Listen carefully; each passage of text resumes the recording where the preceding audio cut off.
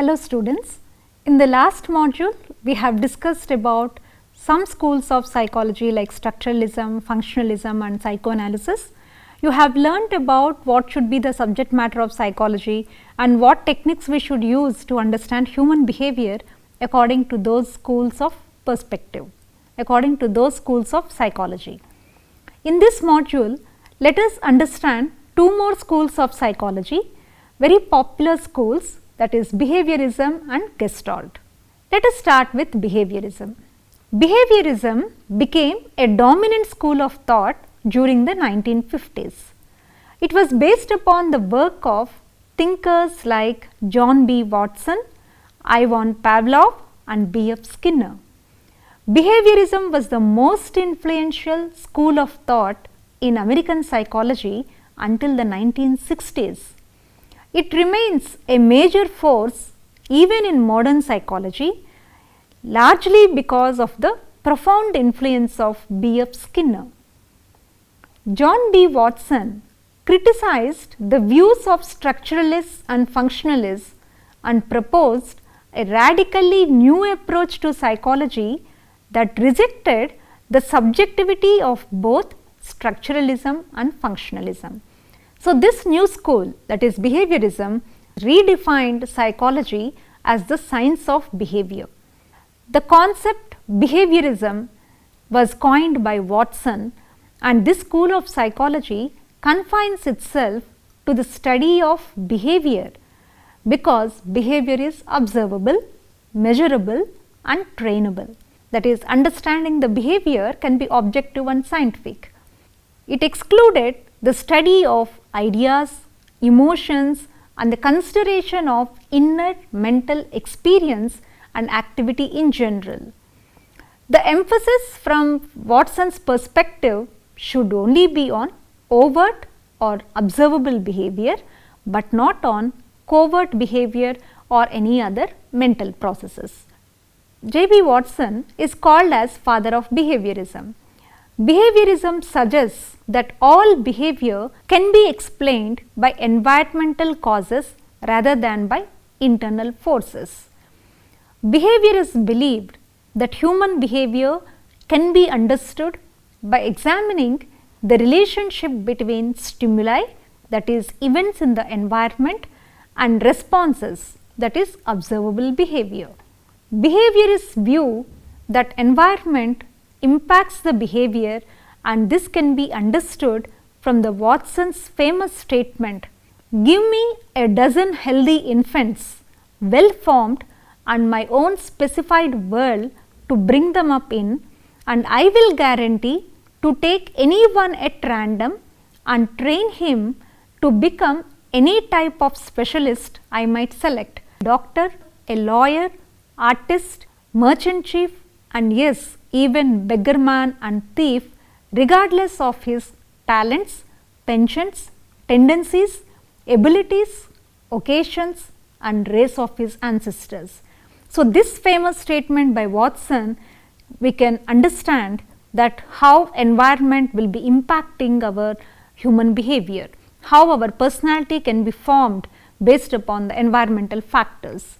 Behaviorists believe that any person could potentially be trained to perform any task regardless of things like genetic background, personality traits and internal thoughts, that is within the limits of their physical capabilities. All it takes is the right conditioning.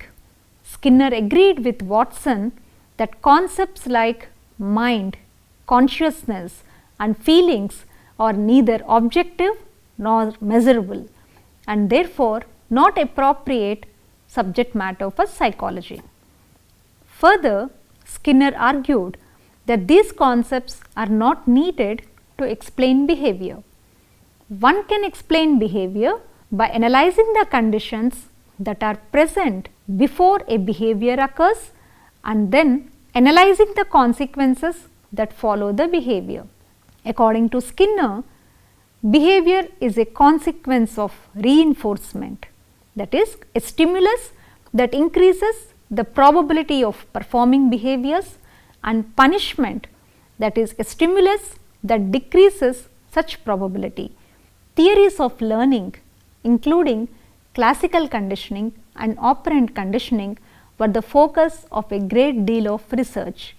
Behaviorism is a theory of learning based on the idea that all behaviors are acquired through conditioning.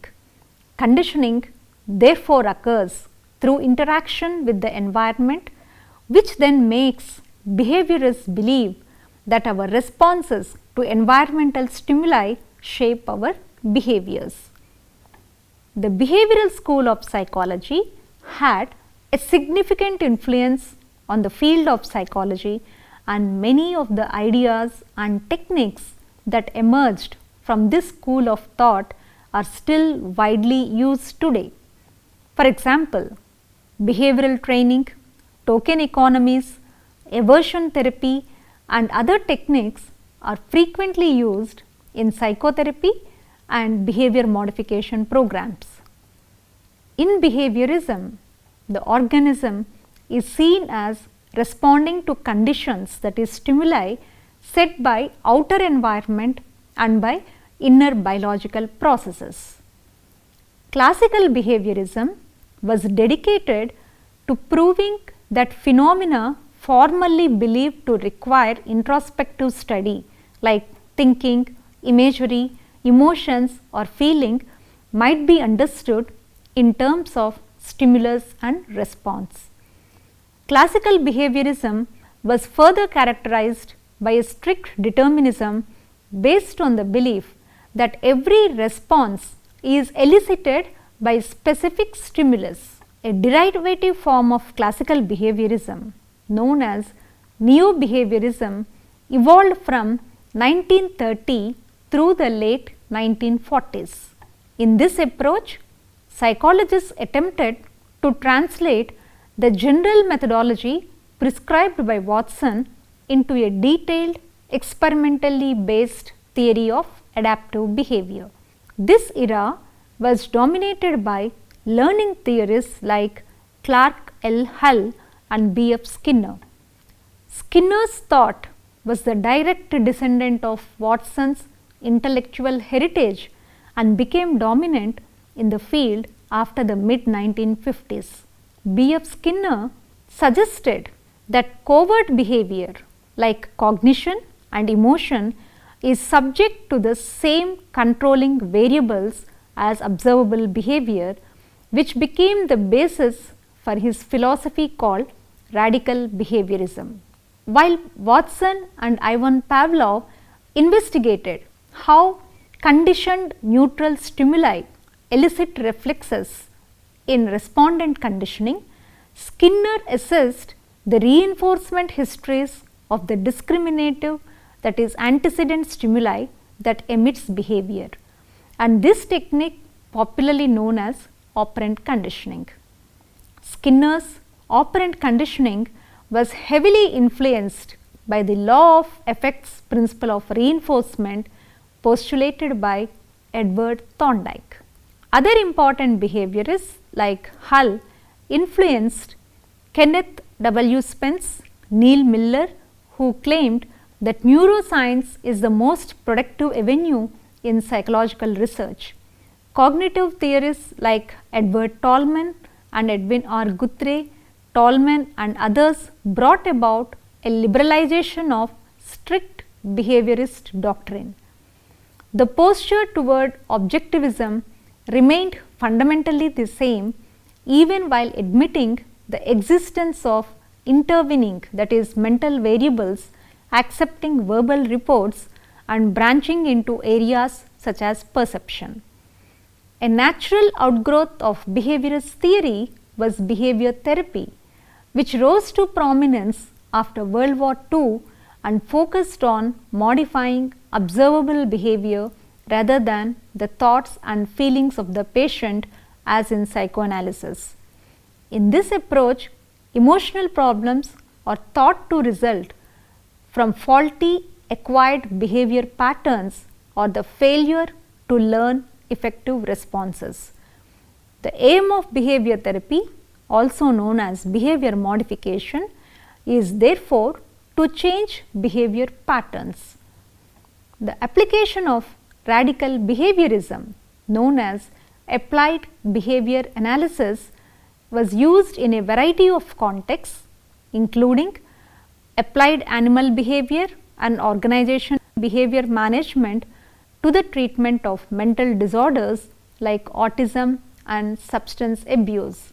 While behaviorism and cognitive schools of psychological thought do not agree theoretically, they have complemented each other in the cognitive behavior therapies, which have demonstrated utility in treating certain pathologies like simple phobias, PTSD, that is post traumatic stress disorder, and mood disorders. Nevertheless, the strict behaviorist view of Watson was in no way superior to the narrow emphasis of structuralists and functionalists on mental life alone.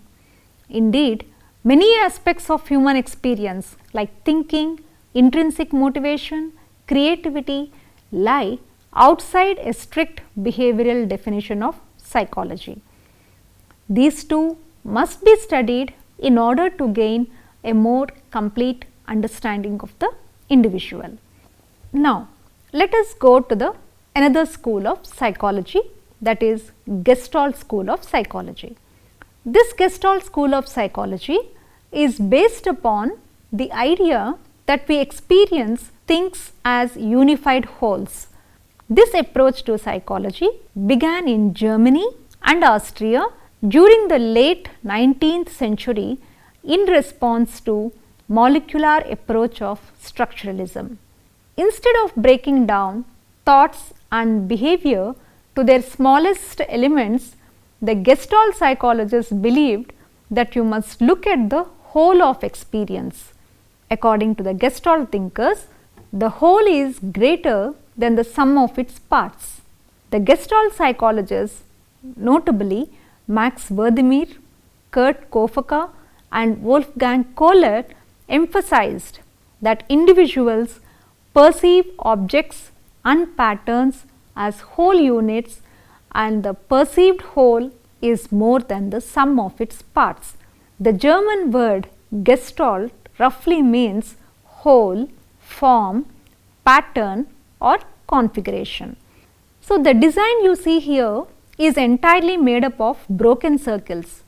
However, as the Gestalt psychologists discovered, our perceptions have a powerful tendency to form meaningful patterns. Because of this tendency, you will probably see a triangle in this design even though it is only an illusion. Your whole perceptual experience exceeds the sum of its parts. The earlier Gestalt work concerned with perception with particular emphasis on visual perceptual organization as explained by the phenomenon of illusion.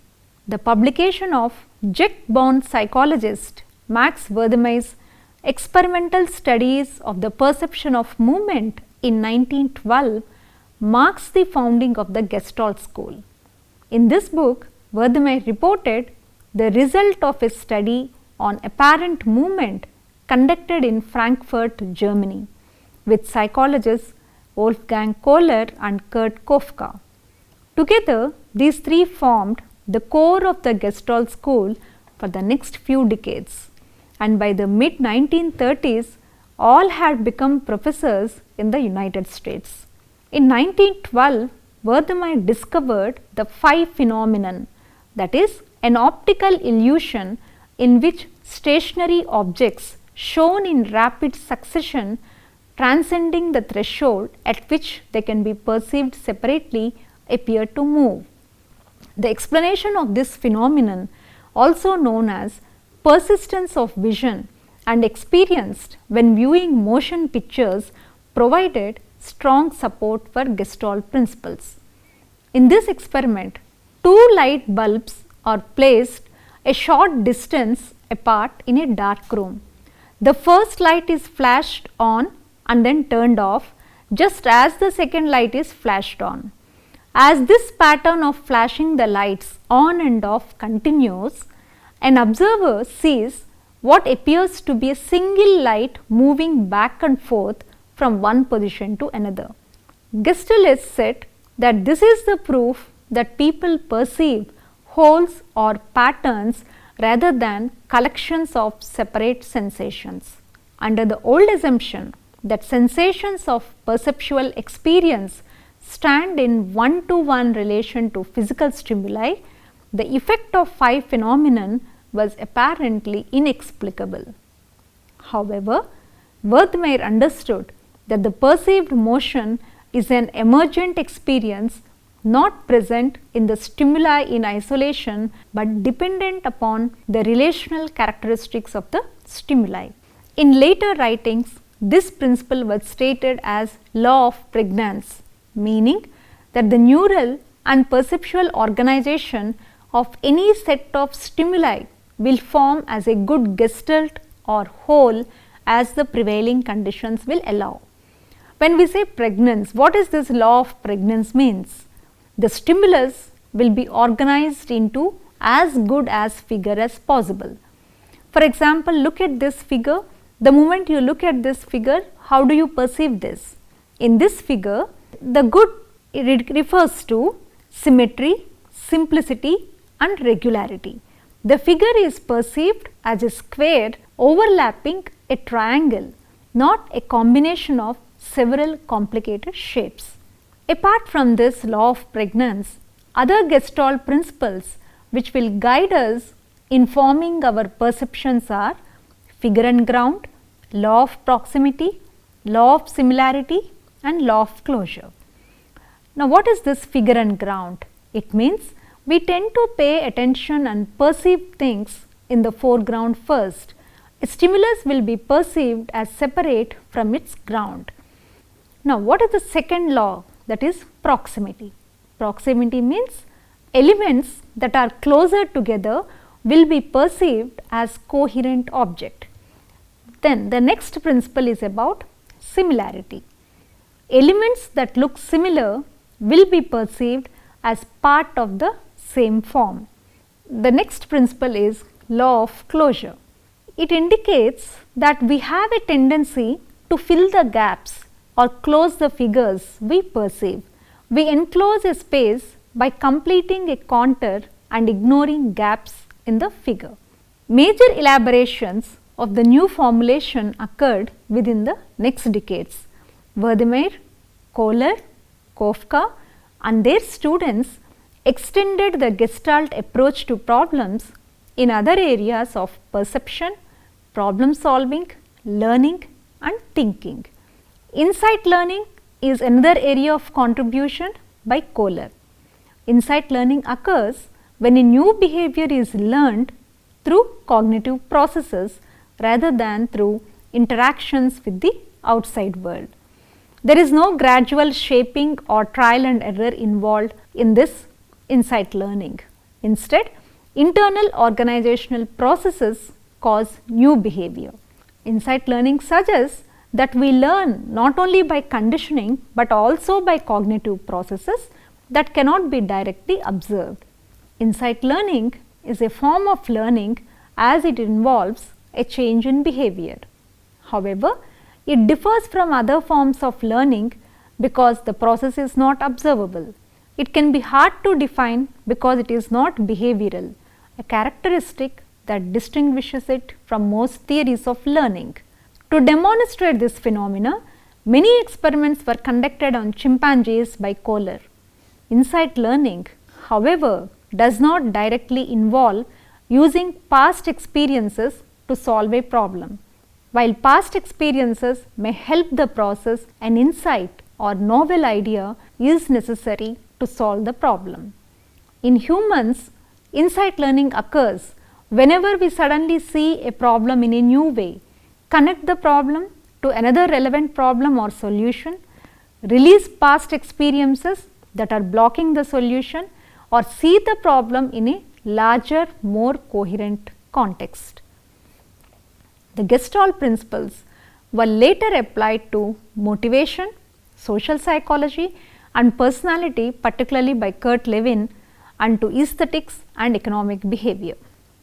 Wertheimer demonstrated that Gestalt concepts could also be used to shed light on problems in ethics, political behavior and the nature of truth. Gestalt psychologist's traditions continued in the perceptual investigations undertaken by Rudolf Arnhem and Hans Wallach in the United States. When the Nazis came to power in Germany in the 1930s, the Gestalt school disbanded and its most prominent members immigrated to the United States. Today, the fundamental concept underlying Gestalt psychology, that the mind interprets experiences in predictable ways rather than simply reacts to them, is central to cognitive psychologists' ideas about learning, memory, problem solving and even psychotherapy. Gestalt psychology was in part an attempt to add a humanistic dimension to what was considered a sterile approach to the scientific study of mental life. Gestalt psychology further sought to encompass the qualities of form, meaning and value that prevailing psychologists had either ignored or presumed to fall outside the boundaries of science. Let us summarize what we have studied in this module. We studied about behaviorism as a school of psychology, which emphasizes that environmental factors will influence our behavior, will shape our behavior. Hence, to bring about a change in the human behavior, we need to change the environmental forces. According to behaviorists, we can always understand behavior in terms of a response to a stimulus, and factors like reinforcement and punishment, as postulated by Skinner, also play an important role in shaping the new behaviors or in learning the new behaviors. The next school that we have covered in this module is about Gestalt school of psychology. In the previous module, we tried to understand mind in terms of different components, elements, but Gestalts opposed the view of structuralists and functionalists, and they said the whole is greater than the sum of its parts. We can understand anything by focusing on the whole rather than dividing them into parts. The main focus was on perception. They laid important principles of perception which guide us to perceive what is happening around or how to understand the things around. Similarly, many researches were conducted on the concept of 5 phenomena and insightful learning as postulated by Kohler.